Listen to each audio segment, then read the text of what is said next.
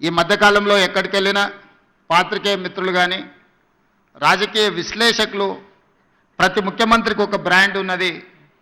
మీరు 16 నెలలైన ముఖ్యమంత్రి అయ్యి మీరు ఏ బ్రాండ్ క్రియేట్ చేసుకోలేకపోతున్నారు ఎందుకు అని ప్రశ్నిస్తున్నారు. నేను చాలా సందర్భాలలో నవ్వి వదిలేసిన.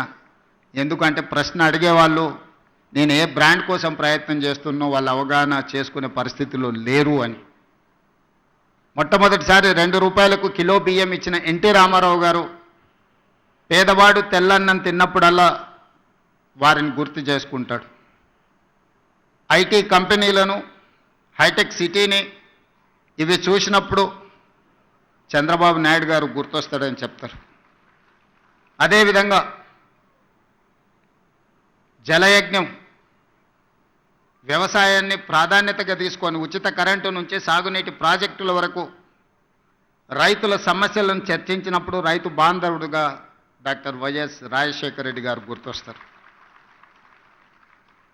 సరే, ఇంకొంతమంది కొన్ని రకాలుగా కొన్ని బ్రాండ్స్ క్లెయిమ్ చేస్తూ ఉంటారు. ఉద్యమకారులమని, తెలంగాణ ప్రదాతలమని. వాళ్ళ గురించి నేను పెద్దగా చర్చించదలుచుకోలేదు. మరి మీరు ఏ బ్రాండ్ లేకుండానే అన్నోటీస్డ్ చీఫ్ మినిస్టర్గా మీరు రావడం పోవడం జరుగుతుందా అని చెప్పి విశ్లేషకులు, శ్రేయోభిలాషులు అడుగుతున్నారు. నేను ఒక మాట చెప్పదలుచుకున్న ఈ వేదిక మీద నుంచి విశ్లేషకులకు, విమర్శకులకు, ఈ రాష్ట్రంలో ఉండే ప్రజలకి, young India is my brand. I wanted to create an brand that is called young India.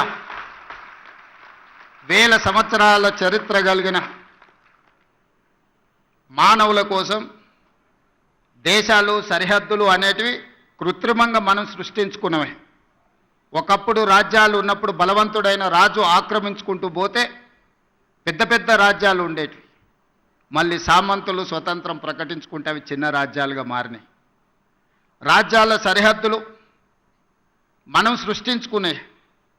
ఈరోజు వీసా విధానం ఒకప్పుడు పాకిస్తాన్, ఆఫ్ఘనిస్తాన్ వరకు అఖండ్ భారత్. కానీ దేశ విభజన జరిగిన తర్వాత బంగ్లాదేశ్, పాకిస్తాన్, ఆఫ్ఘనిస్తాన్ రకరకాల దేశాలుగా ఈరోజు వీసాలు తీసుకొని మనం వెళ్తున్నాం. ఈ సరిహద్దులు అన్నీ కూడా మనం కృత్రిమంగా సృష్టించుకున్న సరిహద్దులే, మానవులు తయారు చేసుకున్న సరిహద్దులు. కానీ వీళ్ళందరికీ అవసరమైన అవసరాలు ఏమి?